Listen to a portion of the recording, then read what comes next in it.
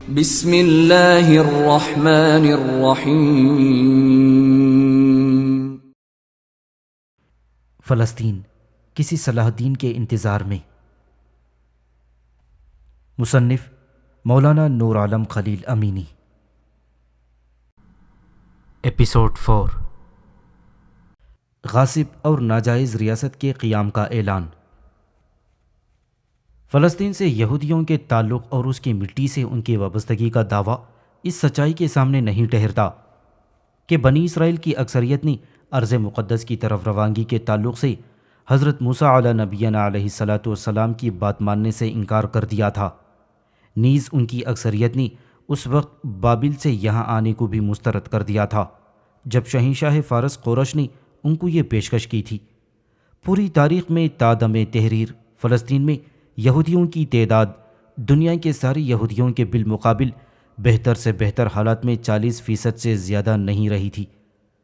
فلسطین میں یہودی ریاست کی تعمیر کے لیے تگ و دو کرنے والی تحریک صہیونیت کے وجود کے مندرجہ ذیل متعدد اسباب تھے۔ پہلا، فلسطین میں یہودیوں کو لا بسانے کے رجحانات جو بالخصوص 16ویں صدی عیسوی میں پروٹسٹنٹ مغربی مسیحیوں کے درمیان معرض وجود میں آئی تھی۔ دوسرا، یورپ میں بالخصوص 19ویں صدی میں قومی اور وطنی نقطہ نظر سے اور قومی ریاست کے فلسفے کے ظہور سے۔ تیسرا، مشرقی یورپ میں روسیوں کے ہاتھوں یہودیوں پر ظلم کیے گئے ظلم و جارحیت کے بعد یہودی مسئلے کا ظہور۔ چوتھا، یورپ اور امریکہ میں کئی ایک حلقہ اثر تک یہودیوں کی پہنچ اور ساتھ ہی ہسکلہ یہودی روشن خیالی کی تحریک کی ناکامی کہ جس نے یہودیوں کے لیے جن جن معاشروں میں وہ رہ رہے تھے انضمام اور گھل مل جانے کی سعی کی تھی۔ محفوظ ریاست کے رول کی ادائیگی کے لیے یہودی ریاست کی تعمیر کا نظریہ کہ جس کو مغربی سامراج بالخصوص برطانیہ نے ہر طرح استحکام بخشا، عالم اسلام کے قلب میں مغربی صہیونی قطرے کے بروئے کار آنے کے نقطۂ عروج کی نمائندگی کرتا ہے کہ جس کا مقصد ایشیا اور افریقہ میں عالم اسلام کے دونوں بازوؤں کو علیحدہ علیحدہ کرنا تھا تاکہ عالم اسلام کا اتحاد و اتفاق پارا پارا ہو جائے اور اس کے لیے انتشار کی وجہ سے عروج و ترقی کی راہ بالکل مسدود ہو جائے اور ماتحتی اور زیر دستی اس کا یقینی نصیبہ بن جائے۔ نیز عالم اسلام آئندہ کبھی بھی سب سے بڑی اور زبردست اسلامی طاقت کا روپ دھار نہ سکے اور خلافت عثمانیہ کی قائم مقامی نہ کر سکے، لہٰذا یہودی صہیونی وجود کی بقا اور استحکام و ترقی اس کے آس پاس کی ساری اسلامی ریاستوں اور خطوں کی کمزوری، پسماندگی اور انتشار میں مضمر۔ اس لیے اس کا برعکس بھی بالکل اور یقینی طور پر صحیح ہے کہ قلب عالم اسلام اور عالم عرب میں قائم کی گئی یہ زبردستی کی یہودی صہیونی ریاست کے منصوبے کا ایکسر خاتمہ امت مسلمہ اور عربیہ کی ترقی اور اتحاد و طاقت کی بھرپور ضمانت ہے۔ عالمی صہیونی تنظیم سوئٹزرلینڈ کے پال شہر میں 1897 عیسوی میں ٹیوڈر ہرزل کی قیادت میں معرض وجود میں آئی۔ یہ شخص یہودی مجری رائٹر تھا۔ اس تحریک کا واحد مقصد مغربی منصوبے کو بروئے کار لانا تھا۔ پہلی جنگ عظیم کے اختتام تک اسے کوئی خاطر خواہ کامیابی نہ مل سکی۔ یہ خالص نسلی تحریک ہے جو مذہبی قومی یہودی میراث کی پس منظر اور پیش منظروں کی اساس پر قائم ہوئی تھی۔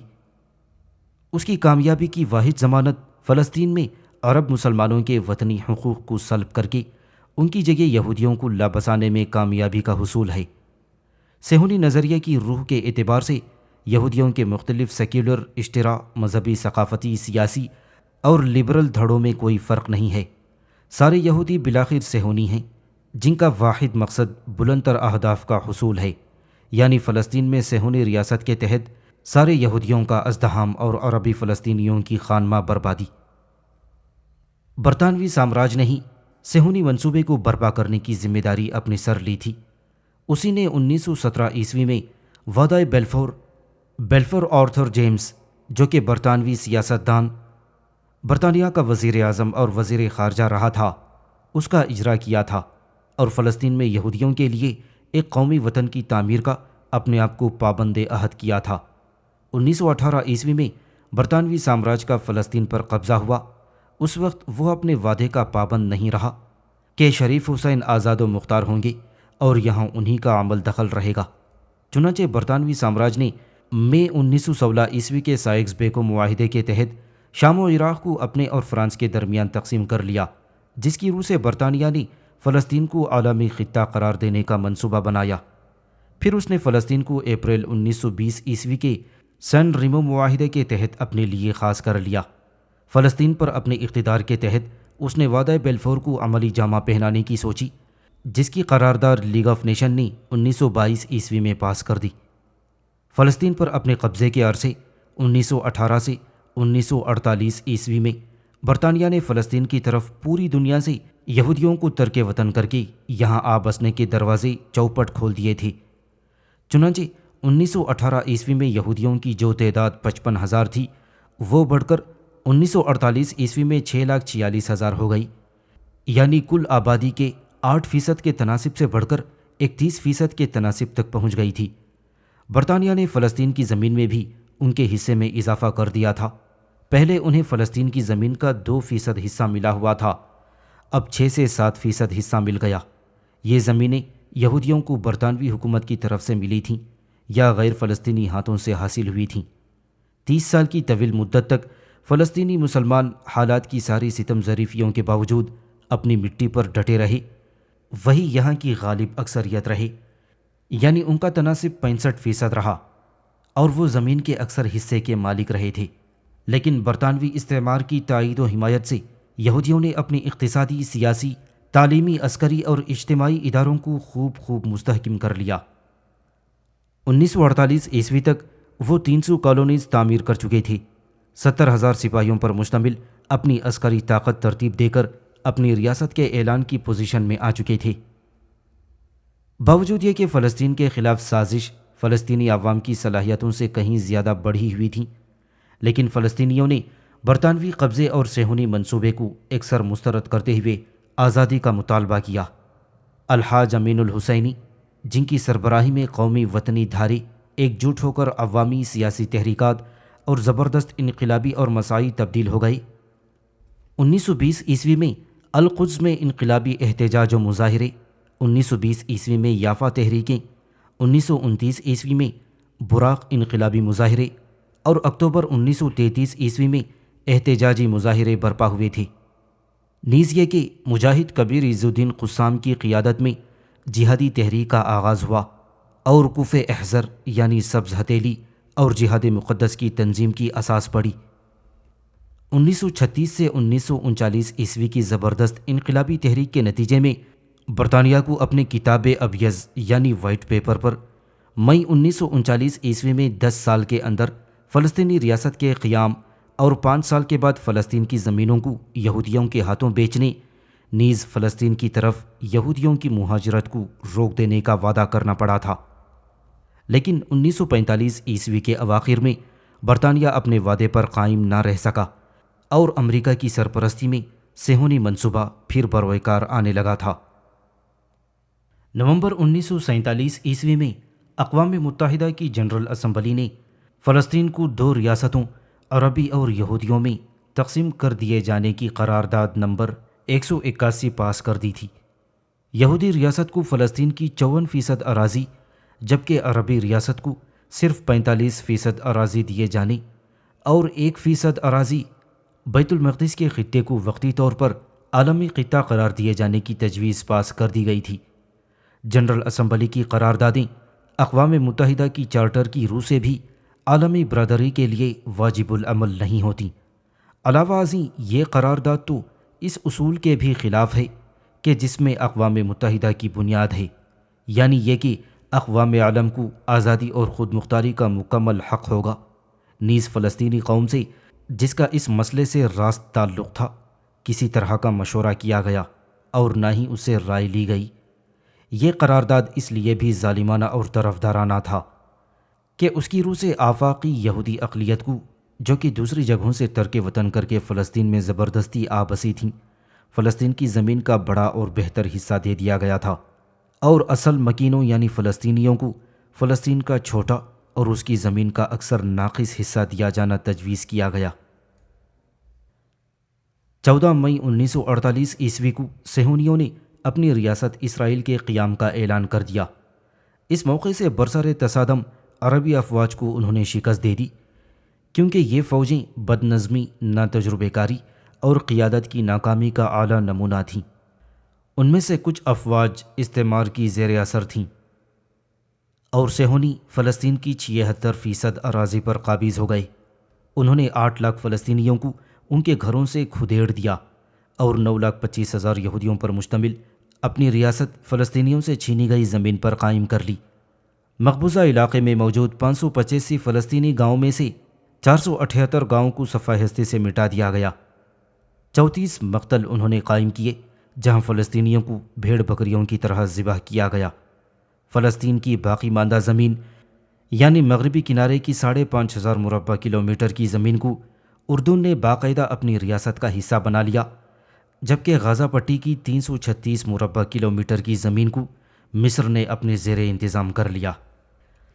در در کی ٹھوکر کھاتے رہنے کے بعد یہودیوں نے اسلام اور مسلمان دشمن مختلف نظریات قوموں اور افراد کے تعاون سے، جو کہ یہودیوں نے اپنی طبعی چال بازی، مکاری، عیاری اور جوڑ توڑ کی بھیانک اور مجرمانہ صلاحیتوں کے ذریعے حاصل کی تھیں، کس طرح فلسطین میں زبردستی اور ظلم و جبر اور ناانصافی کے تاریخ عالم کے تمام ریکارڈز کو توڑتے ہوئے اپنی جگہ بنا لی اور اپنی غاصبانہ ریاست قائم کر لی، اور بالآخر پورے فلسطین پر قبضہ کر کے اصل مکینوں یعنی فلسطینیوں کو اجنبی غریب الدیار بنا دیا تھا، اور لاکھوں کو دیس نکالا دے کر وہاں رہنے پر اصرار کرنے والوں پر کس طرح ظلم کا پہاڑ توڑنے کی راہ ہموار کی۔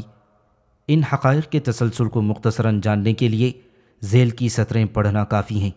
توقع ہے کہ اس سے متن میں ذکر کردہ تفصیل کا اختصار قاری کے ذہن میں آسانی سے سمٹ کر آ جائے۔ حالانکہ یہود و نصارہ میں تاریخ کے اکثر ادوار میں باہم نہ صرف فکری بلکہ ہر سطح پر تصادم کی کیفیت جاری رہی، لیکن مسلمانوں سے چونکہ یہودیوں کو دیرینہ پرخاش رہی تھی، اس لیے صلیبی جنگوں میں یہودیوں نے کھل کر عیسائیوں کا ساتھ دیا تھا اور مسلمانوں کے خلاف عیسائیوں کے شانہ بشانہ لڑتے رہے۔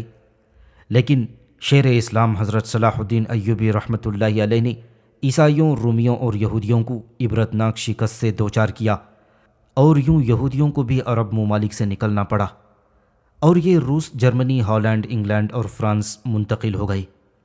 ان کی اکثریت خصوصاً امیر یہودی یعنی برطانیہ میں مقیم ہوئے اور وہاں کی اقتصادیات اور نائٹس کی محلاتی سیاست میں دخیل ہوئے، تاہم عوام کے غم و غصے کی تاب نہ لاتے ہوئے 1290 عیسوی میں برطانیہ بدر ہوئے، فرانس پہنچے اور وہاں سے 1306 عیسوی میں نکالے گئے، بیلجیم میں جمع ہوئے تو 1370 عیسوی میں وہاں سے چلتا کیے گئے۔ اس کے بعد انہیں کہیں مستقل ٹھکانہ میسر نہ آ سکا، چنانچہ چیکوسلوواکیہ سے 1380 عیسوی، ہالینڈ سے 1494 عیسوی، روس سے 1510 عیسوی، اٹالی سے 1540 عیسوی اور پھر جرمنی سے 1551 عیسوی میں دیس نکالا ملا۔ یہ صدیوں خانہ بدوشوں کی طرح ادھر ادھر پھرتے رہے۔ آخر کیوں؟ صرف اور صرف اس لیے کہ یہ خود کو دنیا کی افضل ترین قوم سمجھتے تھے۔ دیگر معاشروں میں ضم ہونا انہیں منظور نہ تھا۔ مسلمانوں کے تو یہ ازلی دشمن تھے، اور چونکہ اس دور میں عرب ایک ترقی یافتہ، بہادر اور فاتح قوم تھے، اس لیے ان کے خوف سے کوئی بھی ملک انہیں ٹکنے نہیں دیتا۔ لیکن جو ہی مسلمانوں کا زوال شروع ہوا، یہودی برطانیہ، فرانس، روس اور امریکہ میں قدم جماتے گئے۔ صہیونی تنظیم کے قیام کا پہلا قدم روم اور یروشلم نامی کتاب کو قرارداد دیا جانا چاہیے، جسے ایک یہودی مصنف موسیٰ حمیس نے 1862 عیسوی میں لکھا، اور اس میں بھٹکتے ہوئے یہودیوں کو قومیت کا احساس دلایا، انہیں مجتمع کرنے اور دوسری اقوام کے ساتھ مل جل کر رہنے کی ترغیب دی۔ دوسرا قدم یقیناً روسی یہودی مصنف لیو پینسکر کی کتاب خودکار نجات نامی ہے، جو کہ 1882 عیسوی میں شائع ہوئی۔ اس روسی یہودی نے اسی پر اکتفا نہیں کیا، بلکہ اپنی بھرپور کاوشوں سے 1884 عیسوی میں جرمنی میں یہودی نیشنل کانفرنس منعقد کی، جس میں الگ وطن کے لیے متعدد ضابطے ترتیب دیے تھے۔ ان ضابطوں میں دوسرے معاشروں میں مل جل کر رہنا اور نئی نسل کو سائنسی تعلیم اور حکومتوں میں اچھی آسامیاں حاصل کرنا اور باعزت مقام پیدا کرنے پر زور دیا گیا۔ اس کانفرنس کے نتیجے میں ہر ملک، ہر شہر جہاں یہودی آباد تھے، جماعتیں اور لیگیں بننے لگیں۔ روس میں 1887 میں سیہون مہبان پارٹی وجود میں آئی۔ اس کا یہ پیغام ہی تھا کہ یہودی زیادہ سے زیادہ فلسطین میں آباد ہوں تاکہ وہاں مستقبل میں اپنا وطن قائم کیا جا سکے۔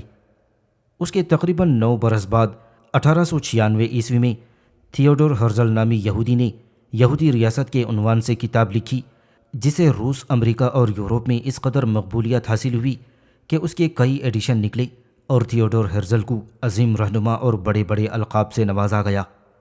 حقیقتاً یہ وہی پہلا شخص تھا جس نے یہودی ریاست کا واضح خاکہ پیش کیا تھا اور تمام عواقب و عوامل پر تفصیلاً بحث کی تھی۔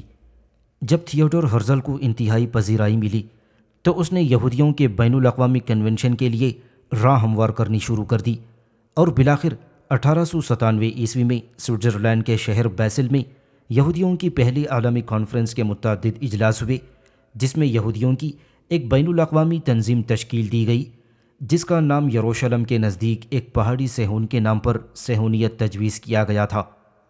سیہونیت کے بانی تھیوڈور ہرزل نے اس تنظیم کے لیے بہت سے پروٹوکول بھی بنوائے تھے۔ ایک فنڈ قائم کیا گیا جس کا نگران یورپ کا بہت بڑا یہودی بینکر لارڈ راس چائلڈ مقرر ہوا تھا۔ چائلڈ نے ہر یہودی پر اپنی آمدنی کا 2% یہودی بینکوں میں جمع کرانا لازم ٹھہرایا۔ بینکوں نے سود کا چکر چلایا اور یوں چند سالوں میں ہی صہیونیت کا فنڈ اربوں میں جا پہنچا۔ صہیونیت کو خطیر رقم میسر آ گئی تو اسے وطن خریدنے کی سوجھی۔ چنانچہ 1902 میں ہرزل کی سربراہی میں ایک وفد سلطان عبدالحمید سے فلسطین میں اسرائیلی ریاست قائم کرنے کے لیے ترکی پہنچا، لیکن سلطان نے ان کی ہر بڑی سے بڑی پیشکش کو ٹھکرا دیا۔ تاہم یہ فتنہ گر آرام سے نہیں بیٹھے۔ انہوں نے عربوں اور ترکوں کو باہم ٹکرانے اور برطانیہ سے مدد کا منصوبہ تیار کر لیا۔ پہلی جنگ عظیم میں ترکی نے جرمنی کا ساتھ دیا، لیکن لارنس نے عربوں کو جھوٹے وعدے کے ذریعے برطانیہ کی مدد پر آمادہ کر لیا۔ ایک عیار یہودی کیمسٹ ڈاکٹر ویزمن نے اپنی بارودی دریافت کے بدلے برطانیہ کو زیر احسان کیا، جس کے نتیجے میں اعلان بیلفور مرتب ہوا کہ جس کی توثیق فروری 1918 میں فرانس، مئی 1918 میں اٹالی اور 1922 میں امریکہ نے کر دی۔ اس طرح گویا پوری مغربی دنیا یہود کی پشت پناہ بن گئی، اور یہی وہ دور ہے جب یہودیوں کے ایک خفیہ اجلاس میں باقاعدہ قرارداد کے ذریعے یہ طے پایا تھا کہ چونکہ یہ دنیا اور اس کی ہر شے خدا کی ہے اور خدا صرف بنی اسرائیل کا ہے، اس لیے اس دنیا میں صرف ہم کو حکمرانی کا حق ہے۔